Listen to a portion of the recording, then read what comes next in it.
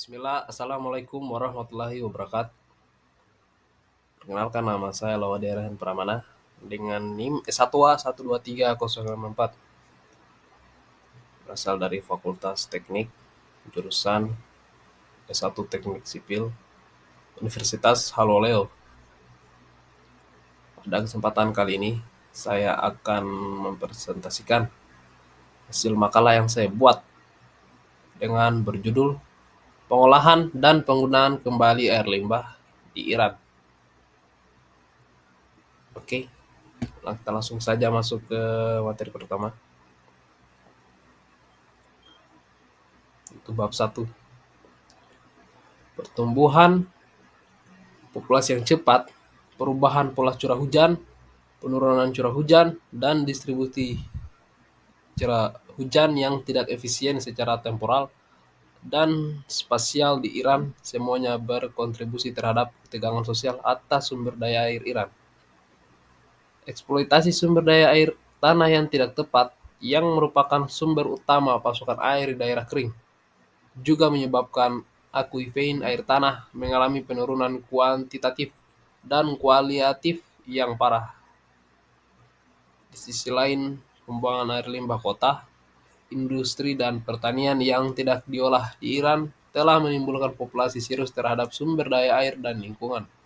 Misalnya, pembuangan air limbah langsung ke sungai atau penggunaan kembali untuk irigasi dapat menyebabkan kontaminasi logam berat dan mikroba, serta interaksi fotogen pada tanah dan tanaman. Dalam hal ini, pembuangan dan penggunaan kembali air limbah yang aman, ekonomis, efisien, dan dapat dianggap sebagai salah satu solusinya. Meskipun air limbah kota dianggap sebagai limbah, hal ini semakin meningkat diakui sebagai sumber daya air, nutrisi logam, dan energi yang berharga. Oleh karena itu, perencanaan yang dapat diandalkan untuk pengolahan dan pengolahan air limbah dapat melindungi cadangan air dan mengurangi biaya pasokan air di Iran. Di Iran, Perusahaan Teknik Air dan Air Limbah Nasional atau NWWEC adalah salah satu anak perusahaan Kementerian Energi yang bertanggung jawab menyelenggarakan kegiatan resmi di bidang air dan air limbah. Setelah disahkan Undang-Undang Pendirian Perusahaan Air dan Air Limbah Provinsi pada bulan Desember 1990, perusahaan-perusahaan tersebut mengambil alih tugas operasional di provinsi-provinsi di bawah pengawasan NWWEC.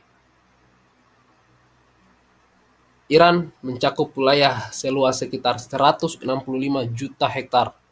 52% negara ini terdiri dari pegunungan dan gurun dan sekitar 16% negara ini memiliki ketinggian lebih dari 2000 meter di atas permukaan laut.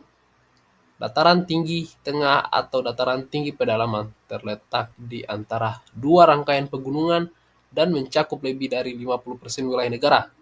Sebagiannya ditutupi oleh rawa asin yang luar biasa dan sebagian lagi oleh area pasir lepas atau bebatuan dengan hamparan tanah yang lebih baik di dekat kaki pegunungan di sekitarnya.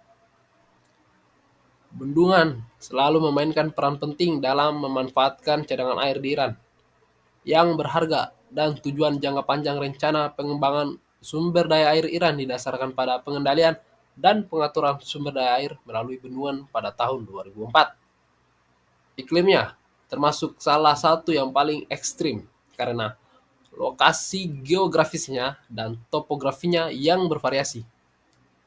Curah hujan tahunan rata-rata adalah 230 mm, sedangkan laju penguapannya lebih 2000 mm setiap tahunnya.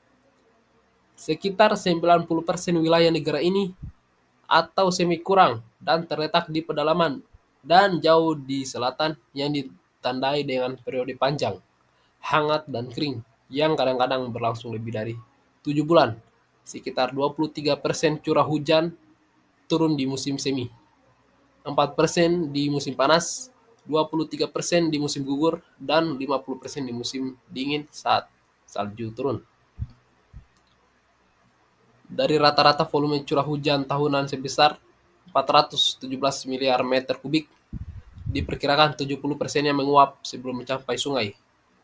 Total sumber daya air terbarukan jangka panjang diperkirakan mencapai 130 BCM, di mana sekitar 13 BCM merupakan sumber daya air eksternal. Sumber daya air terbarukan internal diperkirakan mencapai 117 BCM. Limpasan permukaan mewakili total 92 BCM, di mana 5,4 BCM berasal dari drainase akuifer dan pengisian ulang air tanah diperkirakan sekitar 49,3 BCM, di mana 12,7 BCM diperoleh dari infiltrasi di dasar sungai, sehingga terjadi tumpang tindih sebesar 18,1 BCM.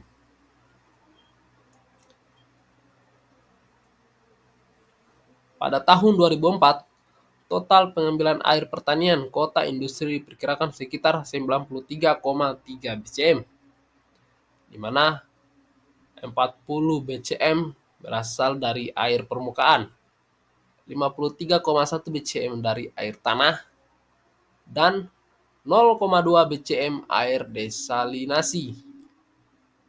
Penipisan air tanah diperkirakan mencapai 4,8 BCM per tahun. Sebagian besar eksploitasi berlebihan terjadi di wilayah cekungan tengah, di mana ketersediaan air permukaan lebih sedikit. Penurunan tanah, intrusi garam, dan penurunan muka air tanah merupakan dampak yang paling menonjol.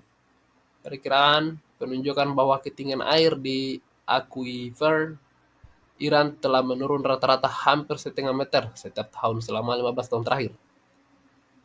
Total pengambilan air permukaan dan air tanah mewakili hampir 70% dari total sumber daya air terbarukan yang sebenarnya. Penggunaan sumber air non-konvensional sangat minim. Air limbah yang diolah dikatakan secara tidak langsung digunakan dalam pertanian. Di beberapa kota, meskipun dalam bentuk terbatas, air limbah mentah digunakan langsung untuk irigasi sehingga menimbulkan beberapa masalah kesehatan. Debit air tanah melalui sumur, kanat, dan mata air bervariasi dari kurang dari 20 BCM per tahun pada awal tahun 1970-an hingga lebih dari 74 BCM per tahun pada awal milenium ini. Jumlah sumur pada periode tersebut meningkat 5 kali lipat dari hanya 9.000 menjadi 45.000. Luas lahan yang dapat ditanami diperkirakan sekitar 30 juta hektar, di mana 20 juta hektar merupakan lahan irigasi dan 17 juta hektar merupakan lahan kering. Dari areal irigasi tersebut, 6,5 juta hektar merupakan tanaman tahunan, 2 juta hektar merupakan tanaman hortikultura, dan sekitar 6, juta hektar merupakan tanaman tahunan lahan kering, sedangkan sisanya merupakan lahan kosong. Pertanian merupakan sektor pengambilan air utama, dengan jumlah pengambilan air sebesar 86 BCM pada tahun 2004, di mana porsi total pengambilan air tetap sama dibandingkan tahun 1993, sekitar 92%. Pengambilan air kota dan industri masing-masing berjumlah 6,2 dan 1,1 BCM. Sekitar 54% pemanfaatan air pada sektor ini berasal dari sumber air tanah dan sisanya berasal dari air permukaan. Pertanian memainkan peran penting dalam perekonomian nasional. Lebih dari 33% angkatan kerja bekerja di sektor pertanian. Minyak bumi menyumbang 25% GNP dan lebih 25% pendapatan ekspor. Berasal dari pertanian. Dalam hal ini, sektor ini menghasilkan lebih dari 80% kebutuhan pangan negara dan 90% bahan baku agroindustri dikelola oleh sektor ini. Iran berada di peringkat 7 negara teratas dalam memproduksi 22 produk pertanian penting. Jumlah penduduk sekitar 72 juta pada tahun 2010, di mana kurang dari 40%-nya tinggal di daerah pedesaan. tingkat pertumbuhan demografi tahunan diperkirakan sebesar 3,67% selama periode 1980 sampai 1990 dan menurun menjadi 0,9% selama periode 2000 sampai 2005. Diperkirakan 80% dari total penduduk tinggal di daerah perkotaan dan khususnya di kota-kota besar seperti Tehran, Mashhad, dan Isfahan. Baik, untuk rumusan masalahnya, sini saya mengangkat yang pertama, apa yang dimaksud dengan air limbah? Kedua, apa itu jenis-jenis air limbah? Bagaimana gambaran tentang status terkini sumber daya air terbarukan di Iran? Dan bagaimana pengolahan sumber daya air di negara Iran? Jelaskan hambatan yang terkait dengan industri pengolahan air limbah perkotaan di Iran. Bagaimana usulan kebijakan yang mungkin diperlukan untuk mengatasi air limbah serta kerugian dari negara Iran. Langsung saja kita masuk ke bab 2 yaitu pembahasan. Pengertian air limbah. Air limbah merupakan jenis air yang telah terkontaminasi oleh berbagai zat atau bahan yang tidak diinginkan. Zat-zat tersebut dapat berasal dari kegiatan manusia, industri, pertanian, dan sebagainya. Air limbah umumnya mengandung bahan organik, bahan kimia, logam berat, dan mikroorganisme yang dapat mencemari lingkungan jika tidak diolah dengan baik. Air limbah yang tidak diolah dengan baik dapat memiliki dampak yang serius terhadap lingkungan. Salah satu dampaknya adalah pencemaran air. Ketika air limbah masuk ke dalam sungai, danau, atau laut tanpa melalui proses pengolahan yang memadai, zat-zat berbahaya dalam air limbah dapat merusak ekosistem perairan dan membahayakan kehidupan organisme di dalamnya. Selain ini, air limbah juga dapat mencemari tanah. Ketika air limbah meresap ke dalam tanah, zat-zat berbahaya dalam air limbah dapat mencemari sumber daya air tanah yang digunakan untuk kebutuhan air minum. Hal ini dapat menyebabkan masalah kesehatan bagi manusia yang mengkonsumsi air tersebut. Lanjut ke jenis-jenis limbah. Jenis limbah berdasarkan karakteristiknya. Limbah dapat digolongkan menjadi 4 macam. Limbah cair. Limbah cair adalah sisa dari suatu hasil usaha atau kegiatan yang berwujud cair. Limbah padat adalah limbah pada yang berasal dari kegiatan industri dan domestik. Limbah domestik pada umumnya berbentuk limbah padat rumah tangga, limbah padat kegiatan perdagangan, perkantoran, peternakan, pertanian, serta dari tempat-tempat umum. Jenis limbah padat ada kertas, kayu, karet, plastik, dan lain-lain sebagainya. Lanjut ke limbah gas dan partikel polusi udara adalah tercemarnya udara oleh beberapa partikulat zat limbah yang mengandung partikel asap, hidrokarbon, sulfur dioksida, nitrogen oksida, ozon, karbon monoksida, dan timah. Baik, langsung saja kita masuk ke limbah B3. Limbah B3 atau bahan berbahaya dan beracun. Suatu limbah digolongkan sebagai limbah B3 bila mengandung bahan berbahaya atau beracun yang sifat konsentrasinya baik langsung maupun tidak langsung dapat merusak atau mencemarkan lingkungan hidup atau membahayakan kesehatan manusia. Yang termasuk limbah B3 antara lain adalah bahan baku yang berbahaya dan beracun yang tidak digunakan lagi karena rusak, sisa kemasan, tumpahan, sisa proses, dan oli bekas kapal.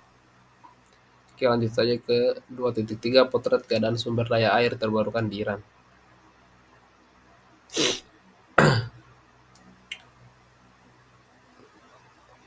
Iran berada di peringkat 130 di antara 200 negara di dunia dalam hal total sumber daya air terbarukan. Rata-rata curah hujan di Iran adalah sekitar 25,1 mm, kurang dari sepertiga curah hujan rata-rata dunia, 831 mm per tahun. Negara ini hanya memiliki 0,30% seluruh curah hujan dari daratan di bumi, 107.000 miliar meter kubik per tahun, sedangkan luas daratan Iran adalah 1,1% dari seluruh daratan, 149 juta kilometer persegi. Sementara itu dilaporkan terdapat sekitar 6 miliar meter kubik cerukan dari akuifer air tanah di Iran setiap tahunnya. Mengingat hal tersebut, total penipisan air tanah tercatat sekitar 74 kilometer kubik dari tahun 2002 hingga 2015 dengan tingkat perubahan yang bervariasi pada skala cekungan dan subcekungan. Selain sejalan dengan itu, dampak penurunan cadangan air tanah Iran saat ini telah dibatasi oleh cerukan yang berlebihan di sekitar 77% luas daratan Iran. Peningkatan salinitas tanah di seluruh negeri dan peningkatan frekuensi dan laju penurunan tanah dalam rencana Iran. Oke, Iran dari tahun 1922 hingga 2052 nanti data diadopsi atau dari data database pusat statistik Iran seperti dapat dilihat pada gambar 1. Populasi Iran meningkat 90% dari sekitar 8 juta menjadi 83 juta pada tahun 1922 hingga 2022 dan diproyeksikan mencapai sekitar 101 juta pada tahun 2052 nantinya. Sementara itu, jumlah air terbarukan per kapita di Iran telah berkurang dari sekitar 13.000 meter kubik pada tahun 1922 menjadi kurang dari 1.700 meter kubik pada tahun 2020, yaitu berada di antara tekanan air dan ambang kritis pada indikator Falkenmark dan dapat diproyeksikan capai di bawah krisis air pada tahun 2042 dan seterusnya. Selain itu, karena rata-rata 72% atau sekitar 93-94 miliar meter kubik per tahun dari total air terbarukan digunakan setiap tahunnya untuk mempertahankan status quo hingga tahun 2052 nantinya diperkirakan bahwa sekitar 112% sumber daya air yang dapat diambil di Iran harus ditambahkan. Hal ini mungkin sulit dan bahkan tidak mungkin dilakukan saat ini karena potensi dan meningkatnya kebutuhan sektor domestik pertanian dan industri dan perlindungan sumber daya alam. Sementara itu, perkiraan berdasarkan statistik 5 tahun terakhir menunjukkan bahwa sumber daya air terbarukan di negara ini telah berkurang dari sekitar 130 miliar meter kubik jadi sekitar 104 sampai 106 miliar meter kubik per tahun. Di Iran, pengolahan sumber air merupakan masalah yang menantang karena beberapa masalah seperti terbatasnya kekuatan Departemen Lingkungan Hidup Iran atau IDOE dan Kementerian Energi atau MOE dalam mengendalikan pengambilan air dan sumber polusi utama ketika sumber polusi terkait dengan sektor pemerintah, distribusi populasi, dan kegiatan ekonomi yang tidak merata, pemantauan sumber polusi dan air yang tidak memadai, kurangnya kerjasama yang sesuai antar organisasi pemerintah dan non-pemerintah yang relevan, dan pedoman dan standar yang tidak memadai. Lanjut ke materi selanjutnya yaitu pengelolaan sumber daya air di negara Iran. Oke, yang pertama tata kelola air yang baik dan pengelolaan sumber daya air yang terpadu. Mengembangkan rencana induk dan daerah untuk pembangunan dengan mempertimbangkan potensi sumber daya air. Kedua, mengembangkan rencana aksi berdasarkan strategi yang ada yang diusulkan untuk sektor air. Lalu, meningkatkan kerjasama yang ada di antara berbagai organisasi dan pemangku kepentingan yang berpartisipasi dalam proses pengambilan keputusan.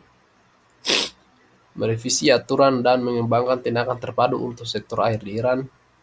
Reformasi kelembagaan untuk pengelolaan sumber daya air skala cekungan terpadu dan penyimpangan hubungan penawaran dan permintaan air dengan penekangan pada manajemen permintaan. Lanjut ke memperbaiki kondisi pasokan air. Pengelolaan sumber daya air lintas batas dan bersama yang optimal dengan mempertimbangkan protokol dan kebutuhan air ekosistem yang ada. Desalinasi air laut untuk mendorong orang untuk menetap di dekat laut. Ketiga, pemanfaatan air yang tidak konvensional menggunakan teknologi pengolahan dan desalinasi modern. 4. Daur ulang air dan menggunakan air limbah yang diolah dalam pertanian dengan pertimbangan higienis dan lingkungan. memperkirakan dan mengalokasikan hak air lingkungan sungai, lahan basah dan danau, merevisi volume yang diperlukan dari bendungan di bawah desain mempertimbangkan variabilitas faktor hidrologi baru-baru ini serta kriteria ekonomi dan lingkungan. Meningkatkan efisiensi penggunaan air dan manajemen permintaan. Mengontrol penggunaan air dengan mempertimbangkan keterbatasan ekologis lingkungan. Membatasi pengambilan air dari skuifer untuk mengontrol keseimbangan air negatif akuifer yang ada. Mengurangi kebutuhan air pertanian menggunakan teknologi irigasi modern. Dan menentukan pola tanam dan luas tanam dengan mempertimbangkan keterbatasan alam dan lingkungan. Memberikan ketahanan pangan dengan membudidayakan tanaman strategis dan mempertimbangkan konsep perdagangan air virtual dalam penyediaan tanaman non-strategis. Memanfaatkan teknis pengolahan DAS untuk konservasi air dan tanah skala cekungan, mengurangi kehilangan air dan air yang tidak terhitung jumlahnya dalam sistem distribusi air perkotaan dan pedesaan. Mengurangi kebutuhan air domestik menggunakan teknologi modern. Lanjut ke merevisi struktur ekonomi dan investasi sektor air. Mempertimbangkan nilai ekonomi air dalam pengambilan keputusan dan pembentukan pasir air. Kedua, merevisi sistem menetapkan harga air saat ini dengan mempertimbangkan biaya pasukan dan pengolahan air. Meningkatkan keberagaman sumber investasi dan mendorong sektor swasta untuk berinvestasi di sektor air. Dan memberikan prioritas pada proyek-proyek non-struktural dan pendukung dalam investasinya. 5. Meningkatkan sistem pemantauan dan konservasi air saat ini. Mengurangi kerentanan sumber daya permukaan air tanah dengan meningkatkan sistem pemantauan yang ada. Memberikan pengawasan ketat untuk pengambilan air dari akuifer, melengkapi sistem pemantauan yang ada untuk kuantitas dan kualitas air, meningkatkan sistem informasi manajemen. Saat ini, memperluas cakupan standar dan pedoman untuk konservasi dan pengoperasian sistem sumber daya air, menggunakan kemampuan lembaga swadaya masyarakat untuk konservasi sumber daya air. Peningkatan kapasitas untuk pengelolaan sumber daya air terpadu. Peningkatan kapasitas kelembagaan untuk mengelola dan mengatur berbagai sektor, organisasi penggunaan air yang berpartisipasi untuk mengolah struktur dari air, mendukung dan memperkuat LSM, kesadaran dan partisipasi publik, pelatihan dan penguatan sumber daya manusia, kerjasama ilmiah dan pertukaran pengalaman dengan organisasi internasional. Oke, langsung masuk. Proses KWTP, proses utama pengolahan air limbah di wilayah studi untuk 80.000 populasi didasarkan pada proses lumpur aktif. Menurut proses ini, limbah perkutan dikumpulkan menggunakan pipa ke dalam pabrik, kemudian dilakukan beberapa tahap pengumpulan limbah sehingga menghasilkan air olahan sebesar 0,5 juta meter kubik per hari. Setelah limbah dipindahkan ke pusat pengolahan, tahap penyaringan dimulai untuk menghilangkan limbah padat menggunakan drum filter. Pada tahap selanjutnya, air limbah dialirkan ke bak aerasi untuk memulai proses aerobiologis, pembuangan lumpur ke tahap filtrasi. Limbah dikompresi menggunakan filter mikromembran untuk menghilangkan lumpur padat. Di cekungan sedimentasi, lumpur cair biokimia yang diendapkan dihilangkan dari air yang diolah. Akhirnya setelah disinfeksi sederhana, limbah air yang diolah tiba di Sungai Karosou menggunakan saluran tambahan. Para peneliti telah lumpur aktif serupa dalam memproses pengolahan dengan efisien penyisian yang tinggi. Indeks perubahan lingkungan dalam penelitian ini, karakteristik integritas definisikan sebagai indeks perubahan. Perubahan dalam terhadap penggunaan dapat dievaluasi sebagai sensitivitas lingkungan setempat. Menurut Burdon dan kawan-kawan, indeks perubahan dapat diterapkan untuk menilai sensitivitas lokal dan perubahan lingkungan sebagai respons terhadap gangguan antropogenik, yaitu polusi air oleh air limbah yang diolah. Oke, kita langsung masuk saja ke materi selanjutnya, yaitu ada penyediaan layanan air perkotaan. Nah, hingga tahun 1990, sektor air dan sanitasi masih sangat terdesentralisasi. Sebagian besar penyediaan layanan air dan air limbah merupakan tanggung jawab pemerintah kota dan provinsi. Hal ini diubah melalui reformasi sektor mendasar pada tahun 1990 dengan ratifikasi Undang-Undang Perusahaan Air Minum dan Air Limbah Provinsi pada bulan September 1990. Pada tahun 2008, 60 perusahaan bertanggung jawab atas penyediaan layanan air dan air limbah tersebar merata di 30 provinsi di Iran. Setiap provinsi memiliki satu perusahaan air dan air limbah perkotaan dan satu perusahaan air dan air limbah pedesaan (WWC). 60 perusahaan tersebut memiliki 38.000 karyawan. Hanya Teheran yang memiliki dua perusahaan terpisah untuk air dan saluran pembuangan. Di semua provinsi lain, layanan air dan sanitasi disediakan secara bersamaan. WWC milik negara dapat mengelola operasi mereka sehari-hari dengan otonomi, di mana managing director dapat membuat sebagian besar keputusan mengenai operasi dan penempatan staf dalam batas-batas tingkat kepegawaian yang berwenang dari pusat dan dengan fleksibilitas untuk memberikan kompensasi tambahan kepada karyawan yang berkinerja baik. Tetapi WWC tidak mengendalikan program investasi mereka sendiri, dan oleh karena itu mempunyai ruang lingkup yang terbatas untuk meningkatkan efisiensi investasi dan operasional serta tingkat dan kualitas layanan. Terlebih lagi, WWC harus menguasai model organisasi yang dikembangkan oleh NWWC dan tidak dapat memilih model yang lebih sesuai dengan situasi khusus mereka.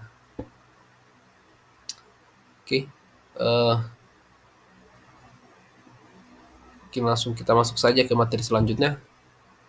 Penggunaan kembali air limbah kota yang diolah di Iran. Berdasarkan data terbaru yang diambil dari data Basin MOE 14 dan Sastra, total volume limbah keluaran dari instalasi pengolahan air limbah kota di Iran sekitar 500 juta meter kubik per tahun hingga bulan Maret 2009. Sementara itu sekitar 276 juta meter kubik limbah yang telah diolah ini telah digunakan kembali setiap tahunnya di hampir 18 provinsi. Dari sini volumenya limbah yang diolah untuk pertanian, industri, dan irigasi penggunaan ruang hijau masing-masing adalah sekitar 222, 15, 31 juta meter per tahun. Volume limbah yang dimaksud untuk pengisian air limbah air ulang tanah secara buatan adalah sekitar 4 juta meter kubik per tahun. Dari gambar di atas, Provinsi Isfahan dengan penggunaan air limbah olahan sekitar 103 juta meter kubik per tahun menempati urutan pertama di antara provinsi lainnya. Selanjutnya, Provinsi Tehran, Kermanshah, Azerbaijan Timur, dan Razavi Khorassan masing-masing dengan penggunaan sekitar 29, 27, 26, dan 24 juta meter kubik air limbah olahan per tahun berada di urutan berikutnya. Volume limbah yang diolah dan digunakan kembali di provinsi lain kurang dari 13 juta meter kubik per tahun. Perlu dicatat bahwa statistik ini berkaitan dengan instalasi pengolahan yang sedang beroperasi. Instalasi pengolahan limbah di bagian selatan Tehran yang menerima sebagian besar limbah kota Tehran disebutkan di tempat lain tidak beroperasi hingga tahun 2010. Di sini mengingatkan fakta bahwa 90% dari total sumber daya air yang dapat digunakan 93 sampai 94 miliar meter kubik per tahun di Iran digunakan untuk pertanian. Dengan demikian, sektor pertanian memiliki potensi terbesar dalam pemanfaatan limbah yang telah diolah. Penggunaan air limbah yang telah diolah di bidang pertanian dapat menjadi alat yang berharga untuk mempromosikan pertanian berkelanjutan, mengurangi tekanan pada sumber daya air, melestarikan sumber daya air langka, menurunkan biaya air pertanian, meningkatkan hasil pertanian, mengurangi beban polusi terhadap lingkungan, dan menjaga kualitas lingkungan. Hal ini menyeratkan bahwa undang-undang dan pedoman penggunaan air limbah dalam pertanian di Iran harus dikembangkan dan dikhususkan untuk berbagai produk. Lanjut kita ke status dan tren air limbah. Sebelum revolusi Islam, pengolahan dan reklamasi air limbah hampir tidak ada di Iran. Hanya kota Isfahan dan satelit kecil serta sistem kecil yang ada. Upaya yang kuat baru dilakukan setelah tahun 1990-an. Pada tahun 2001 terdapat 39 instalasi pengolahan air limbah atau IPAL dengan total kapasitas 712.000 meter kubik per hari mengelola air limbah yang dihasilkan oleh populasi 3,8 juta jiwa. Air limbah yang sebenarnya diolah sekitar 130 juta meter kubik per tahun. Persentase penduduk di yang telah terlayani oleh sistem air minum, pengumpulan air limbah dan pengolahan air limbah kini masing-masing sebesar 99, 45, dan 35%. Untuk wilayah pedesaan, persentase penduduk yang dilayani oleh sistem air minum, air limbah yang diolah masing-masing adalah 74 dan 2%. Angka ini masih harus meningkat secara dramatis sebelum berakhirnya rencana 5 tahun FYP kelima yang dimulai pada tahun 2011. Para petani telah bekerja mengelola irigasi dengan air limbah selama beberapa dekade. Sejak awal tahun 1990-an, pendekatan yang dilakukan adalah dengan pengolahan air limbah, membuangnya ke lingkungan di mana air tersebut bercampur dengan aliran air tawar dan secara tidak langsung digunakan kembali di hilir, atau dengan mencampurkan dengan air yang digunakan kanat untuk mengairi tanaman yang dibatasi dan nilai rendah. Sejumlah yang telah diolah dari titik hilir di sepanjang sumber air permukaan setelah dibuang dari instalasi pengolahan air limbah. Volume ini signifikan dan akan memainkan peran penting dalam memenuhi kebutuhan air di Iran di masa depan. Penggunaan kembali air limbah saat ini dapat diringkas sebagai berikut. Yaitu yang pertama, penggunaan kembali minuman yang dapat diminum secara tidak langsung. Dari 100 kota di Iran, hanya 200 kota yang memiliki jaringan pengumpulan air limbah yang beroperasi atau sedang dirancang dan dibangun di banyak kota. Air limbah dari lubang rembesan menyusup melalui lapisan tanah dan akhirnya mencapai dan mengisi kembali akuifer bawah tanah. Kedua, ada pengisian ulang air tanah yang disengaja untuk digunakan kembali yang tidak dapat diminum. Hal ini sudah dipraktekkan sekitar batas kota besar di mana akuifer bawah tanah diisi ulang dengan lubang rembesan limbah atau IPAL.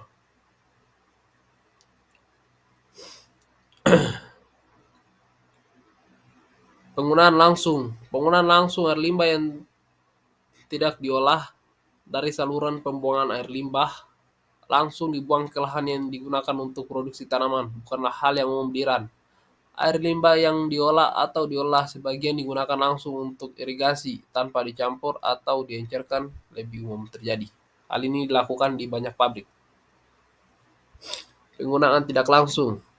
Pemanfaatan secara tidak langsung air limbah yang telah diolah, di mana air limbah encer dicampur dengan air hujan atau sungai kecil atau anak sungai dari badan air yang lebih besar, tercemar, digunakan untuk irigasi sangat umum terjadi terutama di bagian hilir pusat kota di mana fasilitas pengolahan tidak memadai.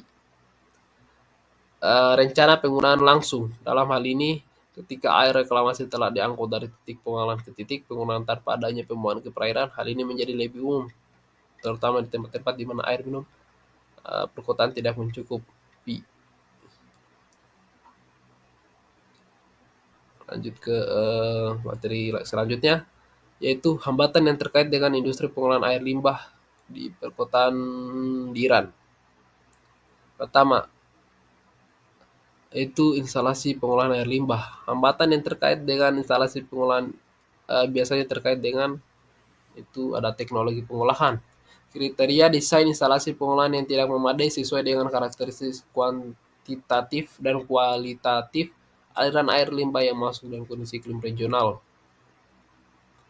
Kurangnya perhatian pengusaha terhadap pengembangan teknologi dalam negeri di sektor air limbah. Rendahnya penggunaan teknologi maju dan baru, kurangnya perhatian terhadap sistem pengolahan yang terdesentralisasi, kurangnya pertumbuhan dalam penggunaan peralatan manufaktur.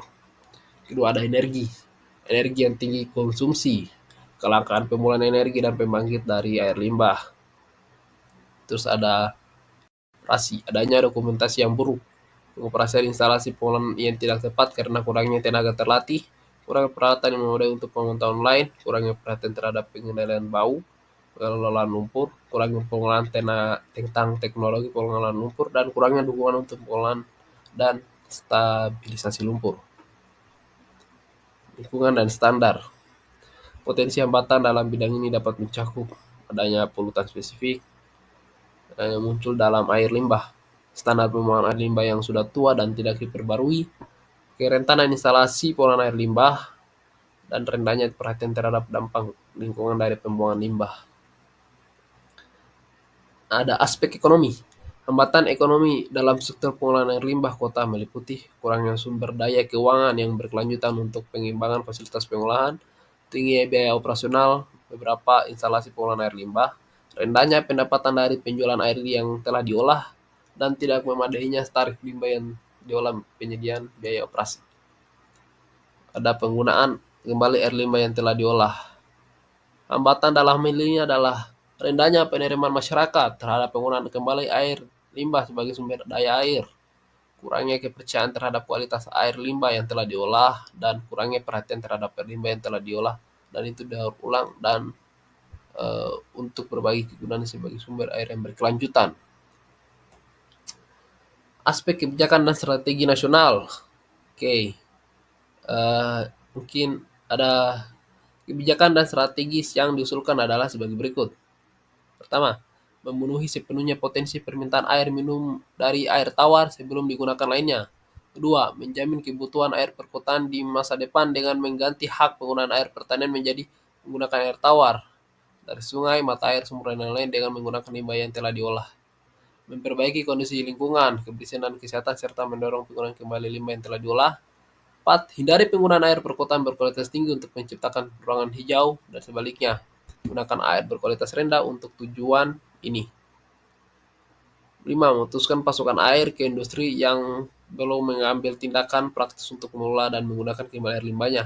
6. Memperluas proyek penelitian untuk menetapkan standar yang masuk akal untuk penggunaan kembali air limbah yang aman dan andal. Mengganti air tawar dengan limbah yang telah diolah di bidang pertanian memerlukan pengenalan kepada petani mengenai manfaat positif dan ekonomi dari penggunaan air limbah, dan sebagai konsekuensinya meyakinkan mereka untuk mengganti air tawar dengan air limbah. Lanjut ke mungkin langsung saja kita masuk ke materi selanjutnya, yaitu tindakan administrasi dan kerugian Iran. Konservasi dicapai melalui kombinasi berbagai upaya yang mencakup legislasi, penetapan harga, insentif, pembangunan koalisi penelitian, dan pendidikan sementara angka konsumsi air per kapita di negara-negara industri hampir stabil sebagai akibat dari teknik penghematan air industri dan rumah tangga. Konsumsi air di kota Tehran masih harus meningkat. Upaya konservasi harus difokuskan terutama pada program informasi dan edukasi harus diadopsi untuk mengurangi penggunaan air kapita sebesar 20-20% dalam waktu 5 tahun. Kerugian kebocoran fasilitas pasokan air Tehran berusia sekitar 50 tahun menurut studi deteksi kebocoran proporsi air yang tidak tercatat dalam jaringan tersebut berjumlah sekitar 40%. Hal ini menyebabkan kerugian finansial sekitar 15 dolar US juta dan hilangnya 300 mm kubik air per tahun. Kota Tehran menangani program deteksi kebocoran sebagai prioritas untuk melaksanakan pekerjaan pengendalian kebocoran secara efektif. Biro Air menangani berbagai jenis pekerjaan seperti pengembangan teknis, meningkatkan instrumen metode, dan saran teknis kepada personel melalui pekerjaan pengendalian kebocoran. Progresif ini, tingkat kebocoran diperkirakan akan turun hingga 20% dalam 10 tahun ke depan. Kehilangan air atau air tak tersumber mencakup kehilangan fisik yang terjadi sebelum mencapai konsumen dan kerugian komersial akibat pengukuran yang tidak akurat, kesalahan pembocoran meter, kesalahan pendaftaran meter, dan pemalsuan meter mencapai sekitar 7% dari kerugian di Tehran. Oke, kita langsung masuk ke bab 3, yaitu penutup. Kesimpulan. Di Iran, pengolahan dan penggunaan kembali air limbah adalah suatu kebutuhan penting mengingat kondisi ketersediaan air yang terbatas di negara tersebut. Beberapa kesimpulan mengenai pengolahan dan penggunaan air limbah di Iran dapat disarikan sebagai berikut. Pengolahan air limbah. Iran telah mengembangkan infrastruktur untuk pengolahan air limbah yang memenuhi kebutuhan air bersih.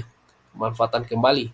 Air limbah yang telah diolah kembali dimanfaatkan untuk berbagai keperluan seperti irigasi pertanian, pengiriman tanaman kota, dan industri.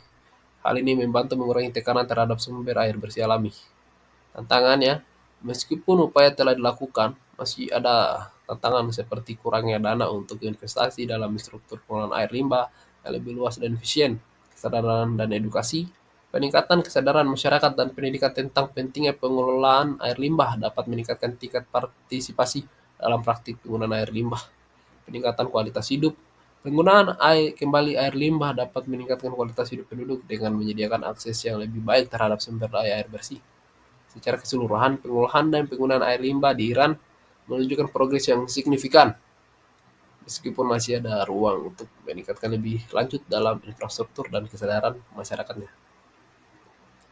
Lanjut ke saran, pengolahan air limbah kota Iran serta kebijakan masa depan yang diperlukan untuk mencapai pengolahan limbah yang berkelanjutan, maka itu diperlukan teknologi pengolahan yang memadai, serta biaya yang mampu menunjang agar pemanfaatan air limbah bisa dimaksimalkan dan tidak merusak lingkungan sekitar. Baik, mungkin itu saja hasil dari presentasi saya tentang makalah yang saya buat. Mungkin kurang dan lebihnya mohon dimaafkan karena saya juga sebagai manusia biasa yang tidak luput dari kesalahan. Dan mungkin akhir kata saya tutup dengan ucapan wabillahi taufiq walhidayah. Assalamualaikum warahmatullahi wabarakatuh.